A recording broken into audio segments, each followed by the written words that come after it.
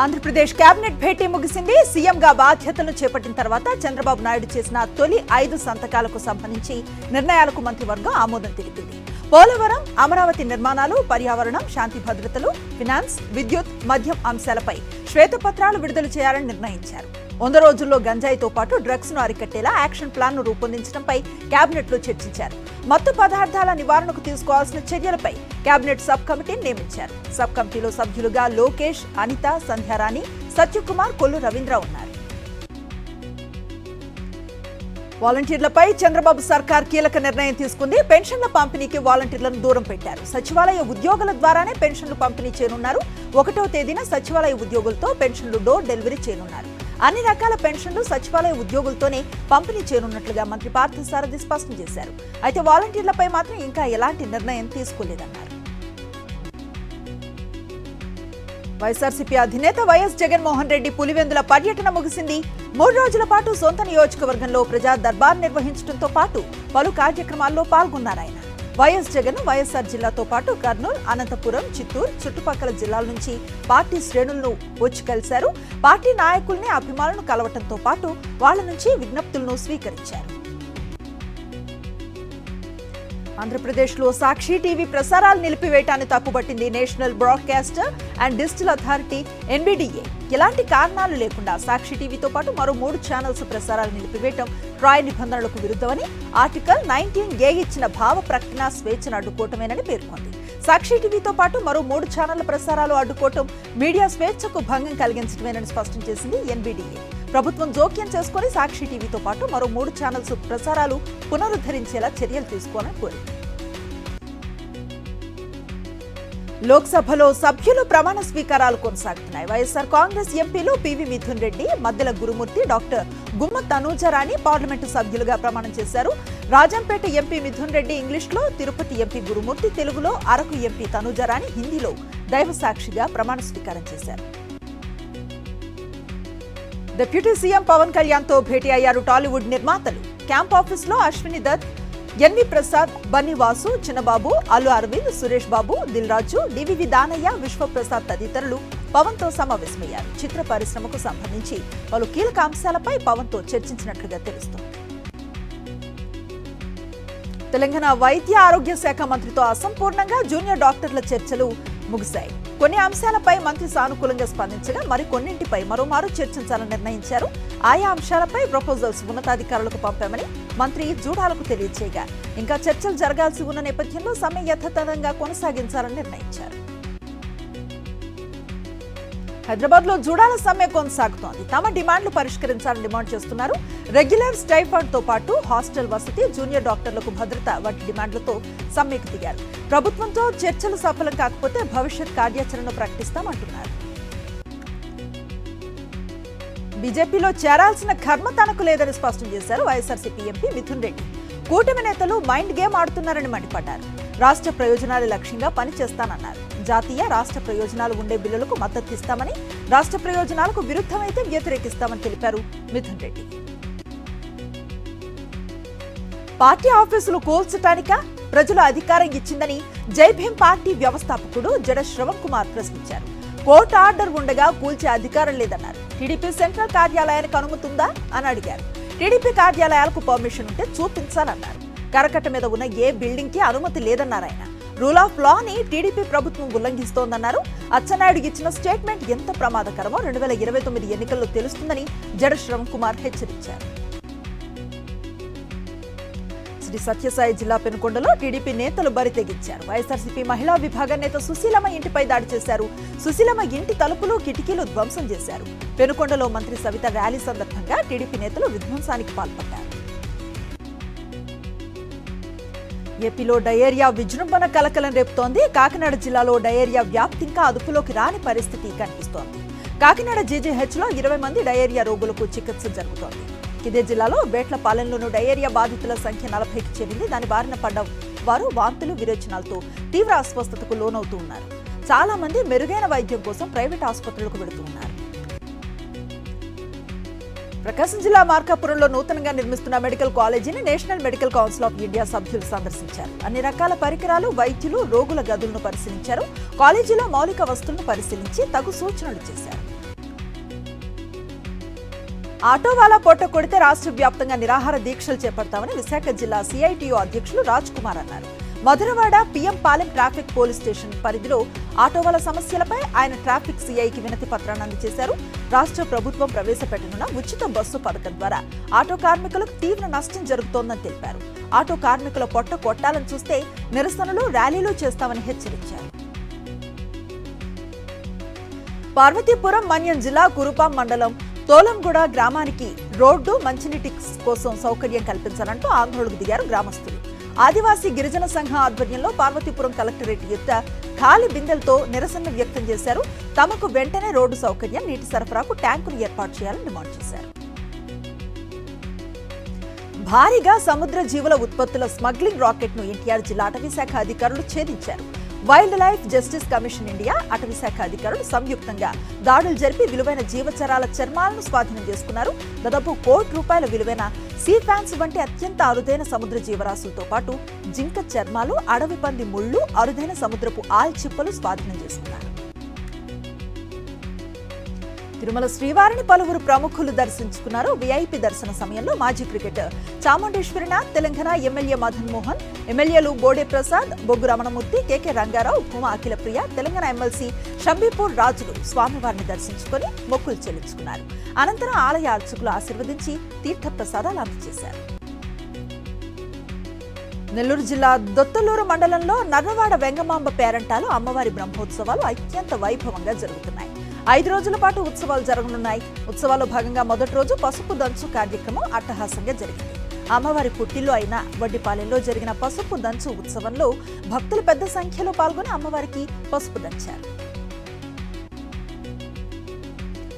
ఎమ్మెల్యేల అనర్హత పిటిషన్పై సుప్రీంకోర్టును ఆశ్రయించాలని భావిస్తోంది బీఆర్ఎస్ అధిష్టానం. దానం నాగేందర్ కాంగ్రెస్ లో చేరి 3 నెలలు పూర్తి కావస్తూ ఉన్న నేపథ్యంలో సుప్రీంకోర్టుకు వెళ్లే విషయంపై న్యాయ నిపుణులతో చర్చిస్తోంది బీఆర్ఎస్ అధిష్టానం. ఈ నెల 27న హైకోర్టులో దానం నాగేందర్ అనర్హత పిటిషన్పై విచారణ జరగనుంది. సుప్రీంకోర్టు గతంలో ఇచ్చిన తీర్పులో పారా నెంబర్ 33, 30 ప్రకారం హైకోర్టు వెంటనే నిర్ణయం తీసుకోవాల్సి ఉంది. ఒకవేళ దానం నాగేందర్పై అనర్హత వేటు వేయకపోతే ఆయనతో పాటు పార్టీ మారిన మిగతా ఎమ్మెల్యేలపై ఒకేసారి సుప్రీంకోర్టును ఆశ్రయించనుంది బీఆర్ఎస్. జగిత్యాల ఎమ్మెల్యే సంజయ్ కుమార్ ఆసుపత్రి వద్ద ఉద్రిక్త వాతావరణం నెలకొంది. ఎమ్మెల్యే కాంగ్రెస్ లో చేరటంపై బీఆర్ఎస్ శ్రేణులు ఆందోళనకు దిగాయి. ఆసుపత్రిని ముట్టడించేందుకు యత్నించాయి. బీఆర్ఎస్ కార్యకర్తలను పోలీసులు అడ్డుకున్నారు. ఆసుపత్రి ఎట్ట ఎమ్మెల్యే సంజయ్ కుమార్ కు వ్యతిరేకంగా నినాదాలు చేశారు. భద్రాద్రి కొత్తగూడెం జిల్లా కొత్తగూడెం మున్సిపాలిటీని ₹100 కోట్లతో అభివృద్ధి చేస్తామని ఎమ్మెల్యే కూనంనేని సాంబశివరావు అన్నారు. కొత్తగూడెం మున్సిపల్ కౌన్సిలర్లతో కలిసి మున్సిపాలిటీ అభివృద్ధిపై ఆయన సమావేశం నిర్వహించారు. కొత్తగూడెం క్రాస్ రోడ్డుతో పాటు మరో 2 చోట్ల భారీ వాటర్ ట్యాంకులను ఏర్పాటు చేసి మున్సిపాలిటీలో మంచినీటి కొరత లేకుండా చూస్తామన్నారు. హన్మకొండ జిల్లా కలెక్టరేట్ ముందు సిపిఎం ఆధ్వర్యంలో గుడిసె వాసులు ధర్నాను చేపట్టారు. వెంటనే గుడిసె వాసులకు పట్టాలు, కరెంటు మీటర్లు ఇవ్వాలని డిమాండ్ చేశారు. కరెంటు లేక గుడిసె వాసులు తీవ్ర ఇబ్బందులు పడుతున్నారని కలెక్టర్ వెంటనే స్పందించి గుడిసె వాసులకు మీటర్లు ఇప్పించాలని కోరారు. భద్రాద్రి కొత్తగూడెం జిల్లాలో మధ్యాహ్న భోజన కార్మికులు ఆందోళనకు దిగారు. తమ సమస్యలను పరిష్కరించాలని సిఐటియు ఆధ్వర్యంలో జిల్లా కలెక్టరేట్ ఎట్ట ధర్నాను చేపట్టారు. పెండింగ్ లో ఉన్న బిల్లులతో చెల్లించడంతో పాటు జీతాలను వెంటనే ఇవ్వాలని డిమాండ్ చేశారు. సీఎం రేవంత్ రెడ్డి ఎన్నికల్లో ఇచ్చిన హామీల ప్రకారం ₹10,000 వేతనం ఇవ్వాలని కోరారు. మంచిర్యాల జిల్లా జైపూర్ మండలంలో సింగరేణి పవర్ ప్లాంట్ కి చెందిన కార్మికుడు నిరసనకు దిగాడు. తనకు రావాల్సిన పీఎఫ్ డబ్బులను యాజమాన్యం చెల్లించడం లేదని సెల్ టవర్ ఎక్కి నిరసన వ్యక్తం చేశారు. ఎన్నిసార్లు చెప్పినా అధికారులు పట్టించుకోవట్లేదని ఆవేదన వ్యక్తం చేస్తున్నాడు. తనకు రావాల్సిన పీఎఫ్ డబ్బులు చెల్లించే వరకు సెల్ టవర్ దిగనట్టు భీష్మించు కూర్చున్నారు. ఆదిలాబాద్ జిల్లా ఉట్నూరు ఐటీడీఏ ముందు ఆదివాసీలు ధర్నాకు దిగారు. పోడు భూములు సాగు చేస్తున్న ఆదివాసీ రైతులకు హక్కు పత్రాలు ఇవ్వాలని డిమాండ్ చేశారు. ఆదివాసీలు దీర్ఘకాలికంగా ఎదుర్కొంటున్న పలు సమస్యలను పరిష్కరించాలని కోరారు. తదితర డిమాండ్లతో కూడిన వినతి పత్రాన్ని ఉట్నూరు ఐటీడీఏ ప్రాజెక్టు అధికారికి వినతి పత్రాన్ని అందించారు. సిద్దిపేటలో శ్రీ చైతన్య పాఠశాలల ఎదుట ఏబీవీపీ నాయకులు ధర్నాను నిర్వహించారు. శ్రీ చైతన్య పాఠశాలల్లో నిబంధనలకు విరుద్ధంగా బుక్స్, బ్యాగ్స్ అమ్ముతున్న విద్యాశాఖ అధికారులు చర్యలు తీసుకోవటం లేదని ఆరోపించారు. జిల్లా కలెక్టర్ వెంటనే శ్రీ చైతన్య పాఠశాలపై చర్యలు తీసుకోవాలని డిమాండ్ చేశారు. నీట్ పరీక్షను రద్దు చేయాలని కోరుతూ భద్రాద్రి కొత్తగూడెం జిల్లాలో విద్యార్థి సంఘాల ఆధ్వర్యంలో స్టూడెంట్ మార్చ్ నిర్వహించారు. పట్టణంలో రైల్వే స్టేషన్ నుంచి పోస్ట్ ఆఫీస్ సెంటర్ వరకు భారీగా విద్యార్థులు పాల్గొని స్టూడెంట్ మార్చింగ్ చేశారు. దోషులను కఠినంగా శిక్షించాలని డిమాండ్ చేశారు. డబుల్ బెడ్రూమ్ దరఖాస్తుదారులకు వస్తున్న ఫేక్ కాల్స్ కు స్పందించవద్దని గోషామహల్ ఎమ్మెల్యే రాజా సింగ్ ప్రజలకు హెచ్చరించారు. ఫేక్ కాల్స్ నమ్మి డబ్బులు ట్రాన్స్ఫర్ చేయొద్దన్నారు. ఫేక్ కాల్స్ పై పోలీసులు విచారణ జరపాలని డిమాండ్ చేశారు. జనగామ జిల్లా కలెక్టర్ కార్యాలయం పైకెక్కి పురుగుల మందు తాగి ఓ రైతు హల్చల్ చేశాడు. పసరమడ్ల గ్రామానికి చెందిన రైతు నర్సయ్యగా పోలీసులు గుర్తించారు. 4 ఎకరాల భూ వివాదం అధికారులు పరిష్కరించకపోవడంపై విసుగు చెంది ఆత్మహత్య యత్నానికి పాల్పడ్డట్లుగా రైతు తెలిపాడు. సంఘటనా స్థలానికి చేరుకున్న పోలీసులు రైతుని చికిత్స కోసం జనగామ జిల్లా ఆసుపత్రికి తరలించారు. భద్రాద్రి కొత్తగూడెం జిల్లా కలెక్టరేట్లో గ్రీవియన్స్ డే కార్యక్రమాన్ని నిర్వహించారు. ఈ కార్యక్రమానికి జిల్లా నలుమూలల నుంచి ప్రజలు భారీగా పాల్గొని తమ సమస్యలను పరిష్కరించాలని కలెక్టర్ జితేష్ వి పాటిల్ కు వినతి పత్రాలు అందజేశారు. స్పందించిన కలెక్టర్ వెంటనే ఆయా శాఖల అధికారులు పరిష్కార మార్గాలను చూడాలని ఆదేశించారు. మహబూబాబాద్ జిల్లా కేంద్రంలో భారీ వర్షం కురవగా ఒక రకమైన విచిత్ర అరుపులతో కొత్త శబ్దాలు వినిపించాయి. నీటిలో కొత్త రకమైన పసుపచ్చ కప్పలు కనిపించాయి. పచ్చ కప్పలను చూసి ప్రజలు ఆశ్చర్యానికి లోనయ్యారు. సూర్యాపేట జిల్లా కోదాడలో అనంతగిరి రోడ్లో ఉన్న తాటి చెట్టుకు 1 కాదు 2 కాదు ఏకంగా 5 కొమ్మలు వచ్చాయి. చెట్టు మొదల నుంచి సగం వరకు 2 కొమ్మలుగా విడిపోయి వాటికి మరో 2 కొమ్మలు వచ్చాయి. ఆకులు మాత్రం తాటాకులుగా ఉండగా కాయలు మాత్రం వింత కాయలుగా ఉన్నాయి. దీంతో వాహనదారులు ప్రయాణికులు చెట్టును ఆసక్తిగా గమనిస్తున్నారు. తెలంగాణలో ఇంటర్మీడియట్ లో అడ్వాన్స్డ్ సప్లిమెంటరీ ఫలితాలు విడుదలయ్యాయి. ఫలితాలను ఆన్లైన్ లో విడుదల చేశారు విద్యాశాఖ ప్రిన్సిపల్ సెక్రటరీ బుర్రా వెంకటేశం. 2,54,498 మంది ఫస్ట్ ఇయర్ విద్యార్థులు పరీక్షలు రాయగా 1,62,520 మంది విద్యార్థులు పాస్ అయ్యారు. ఇంటర్ ఫస్ట్ ఇయర్ లో 63.86% ఉత్తీర్ణతను సాధించారు. సెకండ్ ఇయర్ లో 1,38,477 మంది పరీక్షలు రాయగా 60,615 మంది పాస్ అయ్యారు. సెకండ్ ఇయర్ లో 43.77% ఉత్తీర్ణతను సాధించారు. హైదరాబాద్ లో అమర్పేట్ పోలీస్ స్టేషన్ పరిధిలో ఈ నెల 19న జరిగిన చైన్ స్నాచింగ్ కేసును పోలీసులు ఛేదించారు. 3 నిందితులను అరెస్ట్ చేశారు. ఒక మహిళ వాకింగ్ చేస్తూ ఉండగా బైక్ పై వచ్చి ఆమె మెడలో నుంచి బంగారు గొలుసును ఎత్తుకువెళ్లారు. బాధితురాలి ఫిర్యాదుతో కేసు నమోదు చేసిన పోలీసులు సీసీ ఫుటేజ్ ఆధారంగా నిందితులను గుర్తించి పట్టుకున్నారు. మామతో కలిసి భార్య భర్తను కడతీర్చిన ఘటన కామారెడ్డి జిల్లాలో జరిగింది. బాన్సువాడ మండలం తిరుమలాపూర్లో మంజుల అనే మహిళ తన మామతో కలిసి భర్త రాములను ఈ నెల 9వ తేదీన గొడ్డలతో నరికి చంపి ఇంటి ఆవరణలోనే గోత్తీసి పూడ్చిపెట్టారు. అనంతరం భర్త కనిపించడం లేదంటూ పోలీసులకు ఫిర్యాదు చేశారు. పోలీసుల దర్యాప్తులో భార్య తండ్రి ఇద్దరూ కలిసి రాములను హత్య చేసినట్లుగా తెలిపింది. నిందితులను అరెస్టు చేసి రిమాండ్కు తరలించారు. ఛత్తీస్గఢ్ సుగ్మా జిల్లాలో టేకులగూడెం వద్ద మావోయిస్టులు అమర్చిన మందు పాత్రలు పేలి కోబ్రా బెటాలియన్ కు చెందిన 2 జవాన్లు మృతి చెందారు. మృతి చెందిన జవాన్లకు ఛత్తీస్గఢ్ రాష్ట్ర DGP Ashok Juneja, Bastar range IGP Sundarraj సహా పలువురు అధికారులు, ప్రజాప్రతినిధులు నివాళులు అర్పించారు. రాజ్యసభ పక్ష నేతగా కేంద్ర మంత్రి బీజేపీ జాతీయ అధ్యక్షుడు జేపీ నడ్డా నియమితులయ్యారు. ఈ వరకు పార్టీ పార్లమెంటరీ విభాగం నిర్ణయం తీసుకుంది. కేంద్ర మంత్రి పీయూష్ గోయల్ రాజ్యసభ నాయకుడిగా ఉండేవారు. ఆయన లోక్సభకు ఎన్నిక కావడంతో జేపీ నడ్డాను ఆ స్థానంలో నియమించారు. తెలంగాణ నుంచి ఎంపీలుగా ఎన్నికై కేంద్ర మంత్రులుగా ఉన్న కిషన్ రెడ్డి, బండి సంజయ్ లోక్సభ సభ్యులుగా ప్రమాణ స్వీకారం చేశారు. వీరి చేత ప్రొటెం స్పీకర్ భృతహరి మహతాబ్ ప్రమాణం చేయించారు. తెలంగాణ నుంచి ఎన్నికైన కిషన్ రెడ్డి, బండి సంజయ్ తెలుగులోనే ప్రమాణ స్వీకారం చేశారు. రాహుల్ గాంధీ రాజీనామాకు స్పీకర్ ఆమోదం తెలిపారు. వాయనాడ్ స్థానానికి రాహుల్ రాజీనామా చేశారని వెల్లడించిన ప్రొటెం స్పీకర్ రాజీనామాను ఆమోదిస్తున్నట్లుగా ప్రకటించారు. ఇక ఇటీవల జరిగిన లోక్సభ ఎన్నికల్లో రాయ్బరేలీ, వాయనాడ్ స్థానాల నుంచి గెలుపొందిన రాహుల్ గాంధీ ఆ తర్వాత వాయనాడ్ స్థానానికి రాజీనామా చేశారు. 18వ లోక్సభ మొదటి రోజే విపక్షాలకు నిరసన వేదిక అయింది. పార్లమెంట్ బయటే ఇండియా కూటమి నేతలు ఆందోళన చేపట్టారు. రాజ్యాంగం ప్రతులను చేతపట్టుకుని నిరసన తెలియజేశారు.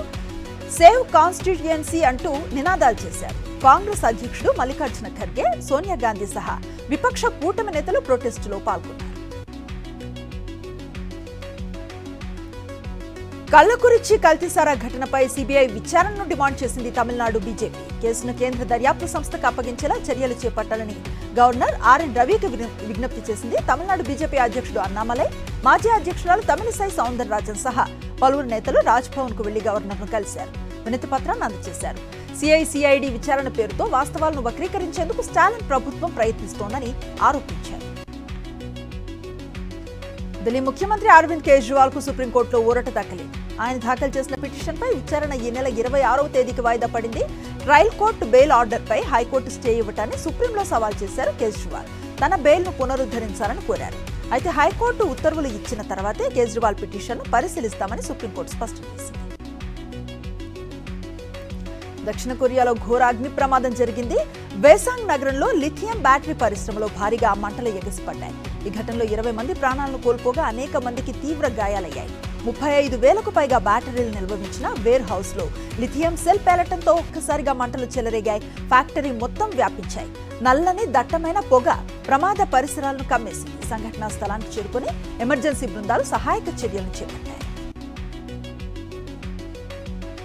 టీ20 ప్రపంచ కప్ లో ఓ ఆసక్తికర పోరుకు వేలైంది. అజేయంగా సాగుతూ సెమీఫైనల్లో స్థానాన్ని దాదాపు ఖాయం చేసుకున్న టీమిండియా ముందంజ వేసేందుకు చెమటోడుస్తూ ఉన్న ఆస్ట్రేలియాను ఢీకొట్టనుంది. ఒక రకంగా ఈ టోర్నీలో గంగారుల భవిష్యత్ రోహిత్ సేన చేతిలో ఉంది. ఈ మ్యాచ్ లో ఓడితే ఆసీస్ సెమీస్ కు చేరటం కష్టమే. తీవ్ర ఒత్తిడిలో ఉన్న ఆ జట్టుకు రెట్టించిన ఉత్సాహంతో ఉన్న భారత్ ను నిలువరించడం సవాలే. మ్యాచ్ కు వర్షం ముప్పు పొంచి ఉంది. నైరుతి రుతుపవనాలు అరేబియా మహాసముద్రంతో పాటు మరికొన్ని రాష్ట్రాలకు విస్తరించినట్లుగా వాతావరణ శాఖ ప్రకటించింది. మహారాష్ట్ర, మధ్యప్రదేశ్, ఛత్తీస్గఢ్, ఒడిషా, జార్ఖండ్ లో మరికొన్ని ప్రాంతాలకు విస్తరించినట్లుగా అధికారులు వెల్లడించారు. రానున్న 3-4 రోజుల్లో ఉత్తర అరేబియా సముద్రం, పశ్చిమ బెంగాల్, బీహార్లో మరికొన్ని ప్రాంతాలకు విస్తరించనుంది. ఏపీలోనూ అక్కడక్కడ వానలు కురిసే అవకాశాలున్నట్లుగా తెలిపారు.